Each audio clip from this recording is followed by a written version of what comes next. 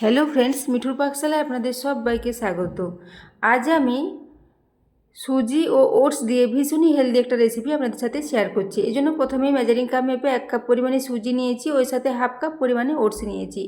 এই সাথে দিয়ে দিলাম একটু স্বাদ মতো লবণ। এরপর এই সুজি ও ওটসের সাথে লবণটা দিয়ে খুব ভালো করে আগে মিশিয়ে নিচ্ছি। এইভাবে এটাকে আগে মিশিয়ে নেব, তারপর কিছুটা জল দিয়ে এইভাবে এটাকে মিশিয়ে নিচ্ছি। তো সেজন্য এখানে হাফ কাপ পরিমাণে জল নিয়েছি, একেবারে বেশি জল দিয়ে এটাকে মেশাবো না। এটাকে একটা বেশ নরম ডো মতো রেডি করব, সেই জন্য অল্প জল দিয়ে প্রথমে এটাকে মিশিয়ে নিচ্ছি। তো হাফ কাপ জল দিয়ে এভাবে এটাকে মিশিয়ে নেব।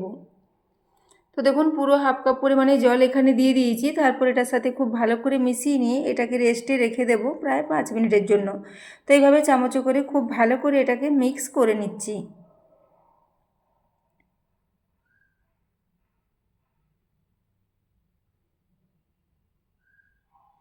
তো দেখুন এরপর চামচটাকে তুলে নিলাম, তারপর এটাকে ঢাকা দিয়ে রেখে দিচ্ছি। তো এদিকে আমি নিয়ে নিয়েছি সবজির মধ্যে একটা বড় সাইজের আলুকে একটা বড় ছিদ্রযুক্ত গ্রেটার দিয়ে গ্রেট করেছি, ওই সাথে কয়েকটা বিনসকে ছোটো টুকরো করে কেটেছি এবং একটা মিডিয়াম সাইজের গাজরকেও এইভাবে গ্রেট করে নিয়েছি। এরপর একটা গ্যাসে কড়াই বসিয়ে দিয়েছি, তাতে 2 চা চামচ পরিমাণে সরষের তেল নিলাম। এর সাথে দিয়ে দিচ্ছি হাফ টিস্পুন পরিমাণে গোটা জিরে। এরপর দিয়ে দিচ্ছি 1 চা চামচ পরিমাণে গ্রেট করে নেওয়া আদা, ওই সাথেই 2টো কাঁচা লঙ্কাকে ছোটো টুকরো করে কেটে রেখেছিলাম সেই কাঁচা লঙ্কার টুকরোটা। এরপর সব কিছু দিয়ে খুব ভালো করে একটু মিশিয়ে নেব এবং এগুলোকে তেলের মধ্যে দিয়ে একটু ভেজে নেব। যখন আদা জিরেটা খুব ভালো মতো ভাজা হয়ে যাবে, তখন এখানে সমস্ত সবজিগুলো একে একে দিয়ে দেব। তো সেই জন্য দেখুন বড় সাইজের যে আলুটা গ্রেট করে রেখেছিলাম সেই আলুটা এখানে দিয়ে দিলাম, এর সাথে গাজরটাকেও দিয়ে দিচ্ছি। এরপর এখানে বিনসের টুকরোগুলোও দিয়ে দেবো।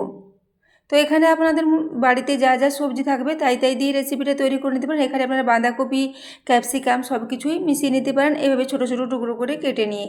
এরপর দেখুন সবজিগুলো দিয়ে তেলের মধ্যে প্রায় 1 থেকে 1.5 মিনিটের জন্য একটু খুব ভালো করে আগে ভেজে নেব। গ্যাসের ফ্লেমটা মিডিয়ামে রেখে এভাবে একটু নাড়াচাড়া করে নিলাম। তারপর এখানে কিছু মশলা দিয়ে দেবো। তো মশলাগুলো দেওয়ার পর এটাকে ঢাকা দিয়ে একটু সেদ্ধ করে নিতে হবে। তো দেখুন আগে এটাকে খুব ভালো করে মিশিয়ে নিয়েছি। এরপর এখানে দিয়ে দিচ্ছি স্বাদ মতো একটু লবণ। লবণটা দেওয়া হয়ে গেলে এখানে দিয়ে দেবো প্রায় 1/4 টিস্পুন পরিমাণে একটু হলুদের গুঁড়ো, ওই সাথে হাফ টিস্পুন পরিমাণে জিরে গুঁড়ো এবং হাফ টিস্পুন পরিমাণে ধনে গুঁড়ো। এরপর মশলাগুলো দেওয়ার পরও খুব ভালো করে আগে মিশিয়ে নেব। এইভাবে এটাকে মিশিয়ে নিয়ে খুব ভালো করে মিশিয়ে নিতে হবে। তারপর ঢাকা দিয়ে একটু সবজিগুলোকে সেদ্ধ করে নেব। খুব বেশি সেদ্ধ করার প্রয়োজন নেই, তো জাস্ট একটু 2 থেকে 3 মিনিটের জন্য ঢাকা দিয়ে রেখে দেবো। তো দেখুন মশলাগুলো খুব ভালো করে মিশিয়ে নিলাম। তো এরপর ঢাকা দিয়ে প্রায় 3 মিনিটের জন্য রেখে দিয়েছিলাম। 3 মিনিট পর ঢাকাটা খুলে নিচ্ছি। এখন সবজিগুলো খুব ভালো মতোই সেদ্ধ হয়ে গেছে। এরপর সবজিগুলোকে আরেকবার নাড়াচাড়া করে নিলাম।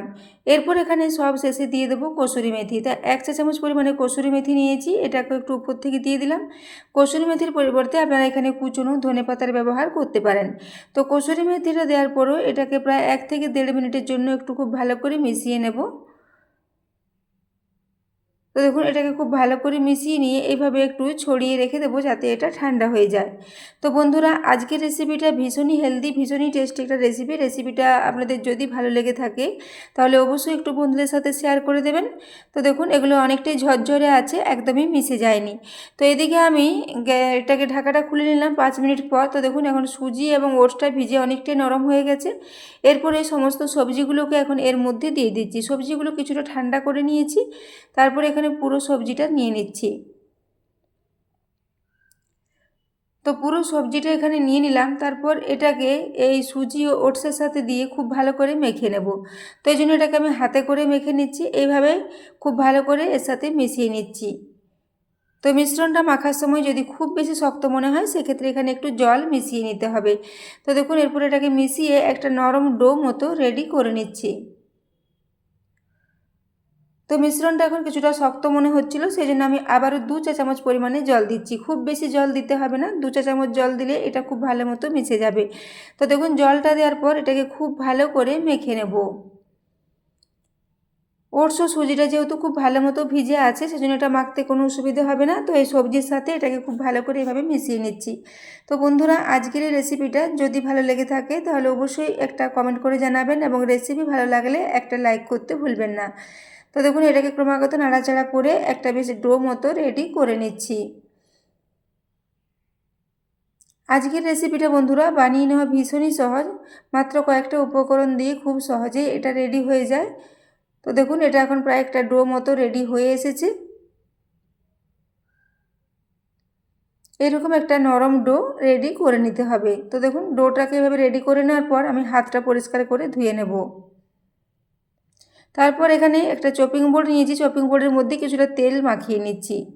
তেলটা মাখিয়ে নেওয়া হয়ে গেলে ওই মিশ্রণটা এখানে নিয়ে নেব। তো দেখুন এখানে সুজি ও ওটসের মিশ্রণটা নিয়ে নিয়েছি, তারপর এটাকে হাতে করে আবার একটু এর মধ্যে মেখে নিচ্ছি, তারপর এটাকে একটু চৌকো শেপে রেডি করে নেব। তো মিশ্রণটা যেহেতু অনেকটাই নরম আছে তাই এটাকে হাতে করে খুব সহজে একটা শেপে রেডি করা যাবে। তো এইভাবে দু হাতে করে চাপ দিয়ে এটাকে একটু ছড়িয়ে নিচ্ছি, তারপর চারিদিক থেকে একটা চৌকো শেপে এটাকে রেডি করে নেব। তো সবজি এইভাবে সুজি ও ওটসের সাথে মিশিয়ে এইভাবে রেসিপিটা তৈরি করলে টেস্টটা ভীষণই ভালো হবে এবং খুবই খাস্তা এবং মুচমুচে মতো এটা রেডি হবে। তো দেখতেই পাচ্ছেন এটা একটা চৌকো শেপে রেডি হয়ে এসেছে। তবে আপনারা চাইলে এটাকে হাতে করে ছোট ছোট টিকিয়ার আকারও রেডি করে নিতে পারেন, সেক্ষেত্রে এটা ভীষণই টেস্টি মতো রেডি হবে। তো এরপর একটা ছুরি নিয়ে নিয়েছি, দেখুন ছুরির সাহায্যে এইভাবে এটাকে একটা চৌকো চৌকোভাবে কেটে নেব। তো প্রথমে এইভাবে লম্বা লম্বা দুটো কাট লাগিয়ে নিচ্ছি। তো দেখুন মাঝ বরাবর এখানে 3টে কাট লাগিয়ে নিতে হবে।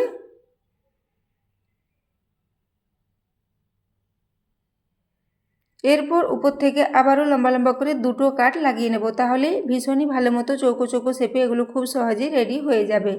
তো বন্ধুরা আজকের রেসিপিটা বানিয়ে নেওয়া ভীষণই সহজ, খুবই কম সময়ের মধ্যে এটা রেডি হয়ে যায়। অবশ্যই রেসিপিটা একবার বাড়িতে ট্রাই করবেন এবং কমেন্টে জানাতে ভুলবেন না, এবং রেসিপি ভালো লাগলে চ্যানেলটি অবশ্যই সাবস্ক্রাইব করে আমার পাশে থাকবেন। তো দেখুন এইভাবে একটা হাতার সাহায্যে এবারে এগুলো একটু আলাদা করে নিচ্ছি। এগুলো আলাদাও খুব সহজেই হয়ে যাবে যেহেতু এখানে চপিং বোর্ডের মধ্যে তেল লাগানো আছে। তো দেখুন এভাবে প্রত্যেকটাকে একটু আলাদা আলাদা করে রেডি করে নেব।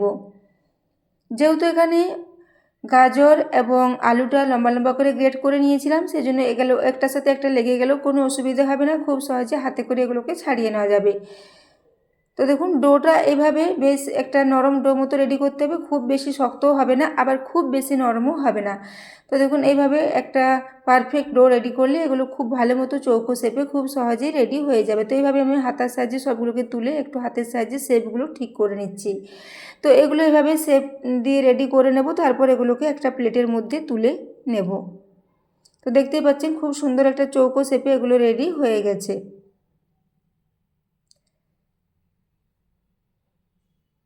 তো এই রেসিপিটা বন্ধুরা আপনারা সকালে ব্রেকফাস্টে বা টিফিনের জন্য বা বিকেলের দিকেও হালকা ফুলকা স্ন্যাক্স হিসাবে এটাকে ট্রাই করতে পারেন, এমনকি এটা বিকেলের দিকে চায়ের সাথেও আপনারা ট্রাই করতে পারেন, খেতে ভীষণই ভালো লাগবে। তো দেখুন এরপর একে একে সবগুলো এই প্লেটের মধ্যে তুলে নিচ্ছি।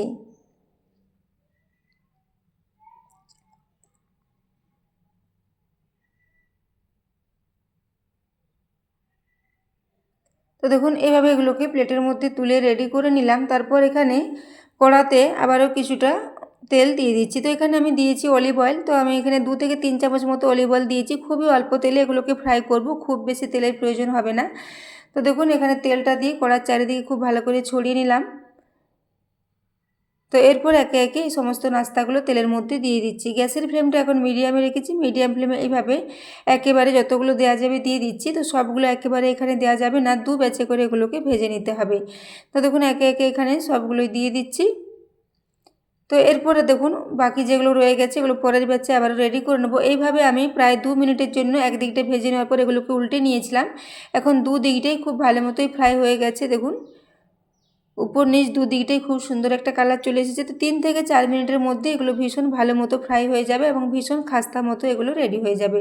তো বন্ধুরা এগুলোকে আপনারা যে কোনো ধরনের চাটনির সাথে সার্ভ করতে পারেন, খেতে ভীষণই ভালো হয়, এমনকি এগুলোকে চায়ের সাথেও বানিয়ে খেতে পারেন, সেক্ষেত্রেও এটা ভীষণই ভালো লাগবে। তো দেখুন এরপর একে একে এগুলোকে সব প্লেটের মধ্যে তুলে নিচ্ছি।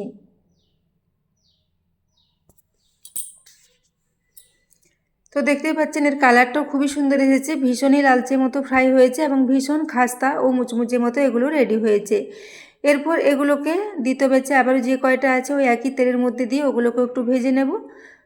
তো দেখুন এগুলোকে একদমই রেডি হয়ে গেছে। এরপর এর আওয়াজটা দেখুন, উপর থেকে ভীষণই খাস্তা ও মুচমুচে এবং ভেতরটা ভীষণই নরম। তো এরপর একটা আপনাদের ভেঙে দেখিয়ে দিচ্ছি, দেখুন ভীষণই খাস্তা, ভীষণই মুচমুচে একটা রেসিপি। তো বন্ধুরা, আজকের রেসিপিটা এতক্ষণ পর্যন্ত দেখার জন্য আপনাদের অশেষ ধন্যবাদ। আবারও চলে আসবো নিত্য নতুন কোনো রেসিপি নিয়ে।